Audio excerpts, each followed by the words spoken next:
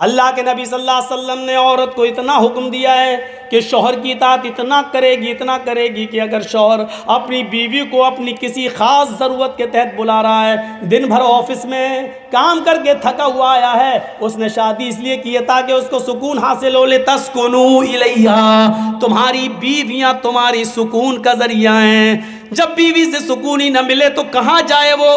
اس لیے فرمایا آئے اللہ کی بندیوں، اللہ کے نبی کہتے ہیں میری مومنہ عورتوں کان کے پردے کھول کر سنو، تمہارا شوہر اگر تمہیں اپنی خاص ضرورت کے لیے تمہیں بلا رہا ہے، رات کے کسی بھی حصے میں تمہیں بلا رہا ہے یا دن کے کسی بھی حصے میں تمہیں بلا رہا ہے تو تمہیں انکار نہیں کرنا چاہیے، انکار نہیں کرنا چاہیے، تمہیں اپنی شوہر کی فوراً بات ماننا چاہیے۔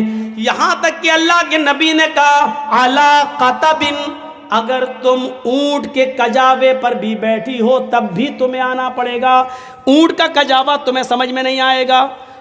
عرب کی عورتیں جب ڈیلیوری کا وقت قریب ہوتا تھا، ان کے بچے کی پیدائش کا وقت جب قریب ہوتا تھا اور بچہ جننے کا وقت جب قریب ہوتا تھا تو وہ درد سے بچنے کے لیے اونٹ کے کجاوے پر بیٹھ جاتی تھی، اور ایسا بیٹھنے کا مقصد یہ تھا کہ بچہ آسانی کے ساتھ پیدا ہو جائے اور ان کو درد نہ ہو۔ اللہ کے نبی نے فرمایا میری ماں بہنوں شوہر کا اتنا خیال رکھا اللہ کے نبی نے، اس کو غلط راستے پہ نہ جانے دیا جائے، اس پر تمہیں اتنا خیال رکھنا پڑے گا۔ فرمایا کہ اگر تم اونٹنی پر بیٹھی ہو، تمہیں ڈیلیوری کا وقت قریب ہو، تمہارے بچے کی پیدائش کا وقت قریب ہو، تمہاری ڈیلیوری کا وقت قریب کیوں نہ ہو، اگر ایسے موقع پر بھی وہ تمہیں بلا رہا ہے تو تمہیں اپنے شوہر کے پاس اس حال میں بھی جانا پڑے گا۔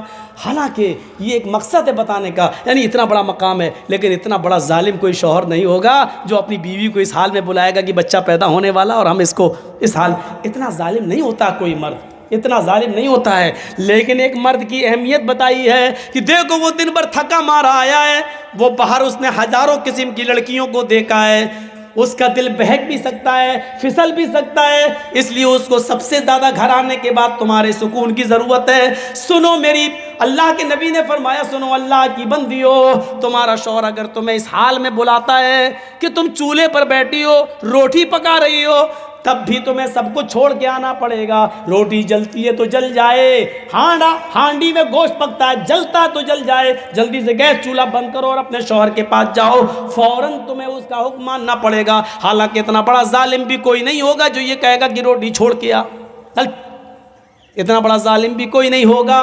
بتانے کا مقصد یہ ہے کہ وہ جس وقت بھی تمہاری ضرورت کو محسوس کرے گا تمہیں اس کے پاس جانا پڑے گا۔ اور مردوں کو بھی حکم ہے کہ وہ اپنی بیوی کو ناجائز طریقے سے نہیں ستائیں، اس کے بخار کا خیال رکھیں، اس کے درد کا خیال رکھیں، اس کی نیند کا بھی خیال رکھیں، کیونکہ صبح تمہیں تو اٹھنا نہیں ہے، تمہارے بچوں کو تیار کرنا اس کی ذمہ داری ہے، اسکول بھیجنا اس کی ذمہ داری ہے، ان کا بریک فاسٹ تیار کرنا ان کی ذمہ داری ہے۔ اس لیے بہتر یہ ہے ایک ٹائم فکس کر لو کہ ہمیں فلاں دن تم سے ملنا ہے۔ چلیے یہ کوئی ضروری نہیں ہے، اس میں تو میاں بیوی کے حقوق میں یہ کوئی چیز نہیں ہوتی، جب دونوں کا موڈ ہو جائے تو آدمی آگے بڑھ ہی جاتا ہے، شریعت میں اس کی کوئی ممانعت نہیں ہے۔ لوگ کہتے ہیں دن میں نہیں کرنا چاہیے، لڑکا اندھا پیدا ہوگا، یہ تم اپنے باپ دادا کی حدیثیں اپنے پاس رکھو اور اپنی جیب میں رکھو۔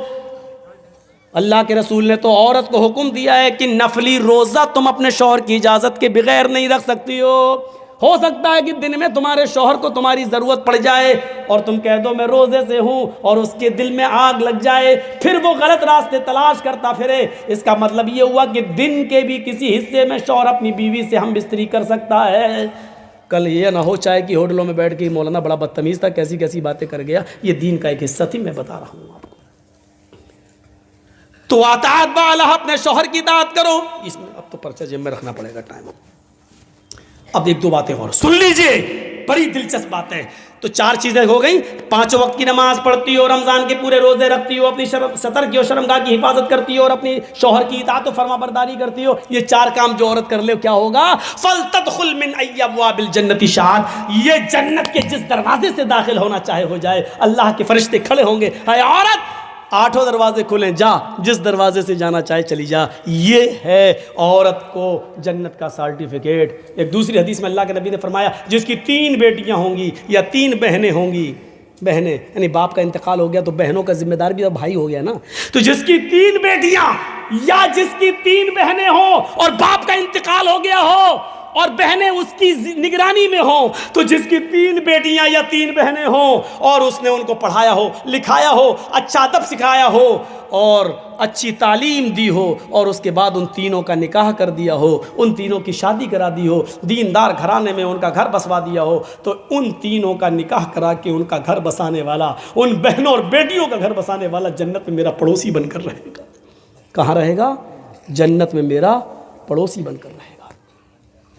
اللہ کے نبی صلی اللہ علیہ وسلم کے پاس بہت سا مال آیا، صحابہ کرام مسجد میں پہنچ گئے، یہ مال تو سب میں تقسیم ہوگا. تو فجر کی نماز سے پہلے اللہ کے رسول صلی اللہ علیہ وسلم مسجد میں پہنچے تو دیکھا صحابہ مسجد میں پہلے ہی پہنچ گئے. ابھی اذان ہوتی تھی تب آتے تھے، آج تو یہ پہلے ہی آ گئے.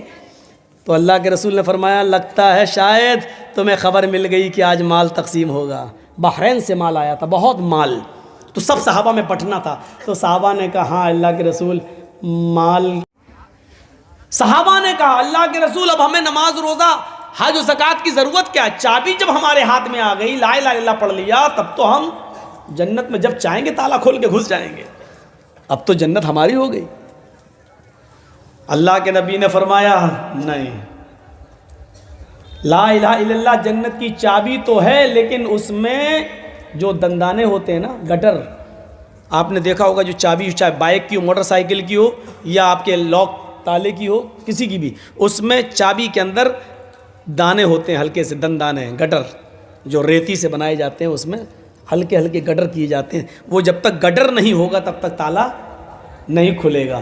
تو اللہ کے رسول نے فرمایا لا الہ الا اللہ مفتاح الجنہ لیس لہ اسنان، لا الہ الا اللہ جنت کی چابی ہے لیکن اس کے دندانے نہیں ہیں، اس میں گٹر نہیں ہے اس میں.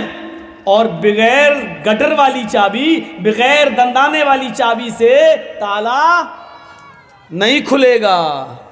تو صحابہ نے کہا پھر ایسی چابی کا کیا فائدہ؟ اے اللہ کے رسول چابی دی ہے تو جنت کو کھولنے کے لیے اس چابی میں دندانے بھی ہونا چاہیے. تو آپ نے فرمایا اسنانہ الصلاۃ والزکاۃ والحج والصوم رمضان.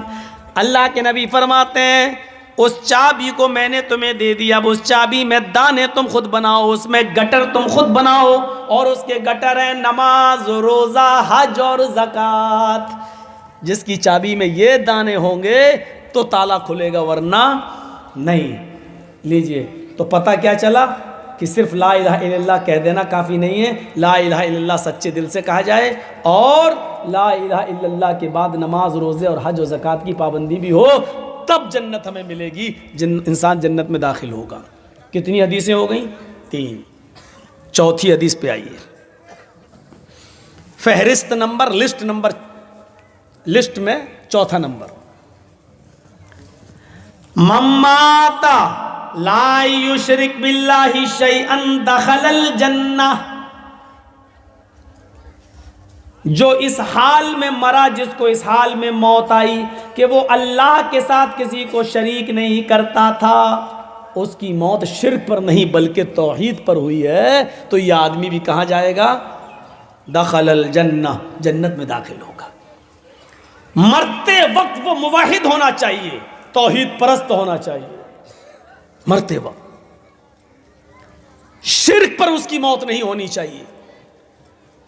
اللہ کے علاوہ کسی اور کی عبادت نہ کرتا ہو، اللہ کے علاوہ کسی اور سے مدد نہ مانگتا ہو، اللہ کے علاوہ کسی اور کے سامنے سجدہ نہ کرتا ہو، اللہ کے سامنے کسی اور کے سامنے اپنی جھولی اور اپنا دامن نہ پھیلاتا ہو.